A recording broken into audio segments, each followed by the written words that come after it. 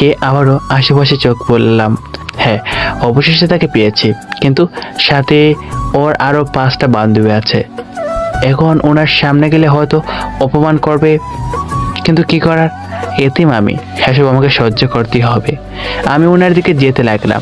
কিছুক্ষণ পর ওনার সামনে চলে আসি। ওই, তুই আসছিস কেন? আব্বু কোথায়? আসলে আঙ্কেল কাজে বিজি, তাই উনি আমাকে পাঠিয়েছে আপনাকে নিয়ে যাওয়ার জন্য। মেয়েটা আচমকা সবার সামনে আমাকে থাপ্পড় মেরে দিল। সবাই আমার দিকে তাকিয়ে আছে। হয়তো তারা ভাবছে আমি হয়তো মেয়েটাকে প্রপোজ করেছি, এর জন্য থাপ্পড় দিচ্ছে, কিন্তু কেউ আসল ঘটনা জানলো না। আমি গালে হাত দিয়ে বললাম, আমাকে মারলেন কেন? চাকরের বাচ্চা চাকর, তুই কোন সাহসে আমার আব্বুকে আঙ্কেল বললি? এরপর থেকে কোনো সময় যদি এসব শুনছি তাহলে তোর কপালে ভয়ানক দুঃখ আছে। আর আমাকে সব সময় ম্যাডাম বলে ডাকবি। জি ম্যাডাম। ওই গাড়ির চাবি দে, আর আমার সাথে আয়।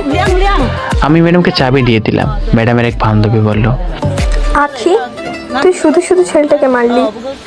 তোর যদি এতই মায়া লাগে তাহলে আমার বাড়ির সম্পর্কে বিয়ে করে নে। ম্যাডামের এই কথা শুনে ওর বাকি বান্ধবীরা হাসতে লাগলো। ভেবেছিলাম তোদের মধ্যে মনুষ্যত্ব আছে, এখন দেখছি তাও নেই। তোদের মতো জানোয়ার রূপী বান্ধবী থাকার চেয়ে না থাকা ভালো। এই বলে মেয়েটা চলে গেল। আজকে আমার বাবা মা থাকলে এই কথার জবাব দিতে পারতাম, কিন্তু ভাগ্যে আমার এসব আছে। হাকি ম্যাডাম একটা গাড়ি দেখিয়ে বলল, ওটা আমার গাড়ি। ইউনিভার্সিটির গেট পেরিয়ে কিছু দূর গেলে একটা গ্যারেজ পাবি, ওখান থেকে এটা ঠিক করে তারপর বাসা আসবি। আর হ্যাঁ, চুরি করে আবার নিয়ে যাস না, কারণ তোদের মতো ফকিরদের বিশ্বাস নেই। আরো অনেক কিছু বলে গাড়ি নিয়ে চলে গেল।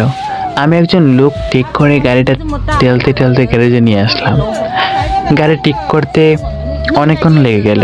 ততক্ষণে রাত হয়ে গেছে। গাড়ি নিয়ে সোজা আঙ্কেলের অফিসে গেলাম। অফিসের দারোয়ান বলল, স্যার একটু আগে বের হয়েছে। আমি কথা না বাড়িয়ে বাসায় চলে আসি। কলিং বেল চাপ দিলাম। আঁকি ম্যাডাম দরজা খুলে দিয়ে আমাকে বলল, যাক, ছোট লোকের বাচ্চাটা পালায়নি। স্যার কে এসছে?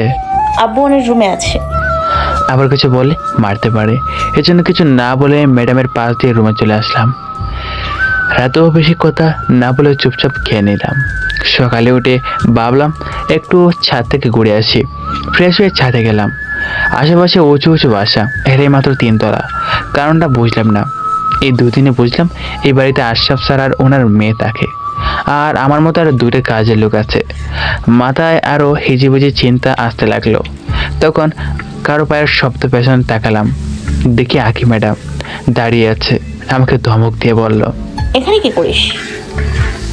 ম্যাডামের ধমক শুনে ভয় পেয়ে গেলাম। এখন যদি আবার মারে, এজন্য ভয়ে ভয়ে বললাম, ম্যাডাম আমার ভুল হয়ে গেছে, জীবনেও আর চাঁদে আসবো না। এই বলে চলে আসতে লাগলাম। হঠাৎ ম্যাডাম বলল, ওই থাম, আমি কি তোর যেতে বলছি? না। তাহলে চলে যাচ্ছিস কেন? ঠিক আছে, ভিডিওর এখানে বলতে চাই, ভিডিওটা যেহেতু এই পর্যন্ত দেখছেন, যদি ভালো লেগে থাকে অবশ্যই একটা লাইক করবেন, যদি সম্ভব হয় একটা শেয়ার করে দিবেন, চ্যানেল নতুন হলে সাবস্ক্রাইব করে ফেলবেন, আর পেজ হলে ফলো করবেন। আপনার মূল্যবান মতামত কমেন্টে জানাবেন।